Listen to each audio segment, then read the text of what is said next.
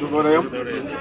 ఏదైతే ఇప్పుడు ఉన్నటువంటి ప్రభుత్వం ఎలక్షన్స్ ముందు ఇచ్చినట్టు హామీలను మర్చిపోయి ఆ రోజు హామీలు ఇచ్చింది వాళ్ళే, కొనసాగుతున్న మెడికల్ బోర్డుని ఆప్చేపించింది మేమే.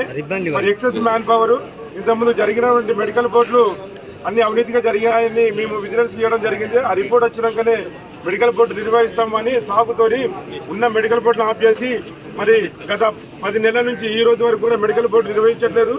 మరి దీన్ని గవర్నమెంట్ వాళ్ళు వచ్చే వరకు ఒక తీరుగా, గవర్నమెంట్ సీట్ వచ్చినాక ఒక తీరుగా ఉండటం అనేది ప్రభుత్వానికి సరికాదు. మరి ఏది ఏమైనా కూడా మనం ఏదైతే అప్లై చేసుకున్నటువంటి వాళ్ళు ఉన్నామో మరి ఇప్పటికి దాదాపు ఈ 10 నెలల నుంచి మెడికల్ బోర్డులకి చాలా మంది అప్లై చేసుకున్న వాళ్ళు ఉన్నారు. మరి ఏ మిస్ అయినా కూడా వాళ్ళ కుటుంబాలు అన్యాయం అయిపోతాయి. కాబట్టి ఈ గవర్నమెంట్ ఆలోచించి ఈ మెడికల్ బోర్డును రెగ్యులర్గా నిర్వహించడంలో వాళ్ళు ముందు పాత్ర రాకపోతే ముందు జరగబోయే పోరాటాలలో ఉన్నటువంటి గవర్నమెంట్ బాధ్యతని తెలియజేస్తున్నాం. మనం ఏదైతే ఈ కార్యక్రమం వినూత్న కార్యక్రమం మన బిఆర్ అంబేద్కర్ గారు రాజ్యాంగ నిర్మాత వారికి ఈ మెమోరాండం ఇవ్వడం జరిగింది. ఈ కార్యక్రమానికి ఇక్కడికి విచ్చేసిన అందరికీ ముందుగా సింగరేణి కాలేజ్ వర్కర్స్ ధన్యవాదాలు తెలియజేస్తూ ఈ కార్యక్రమం ఇంత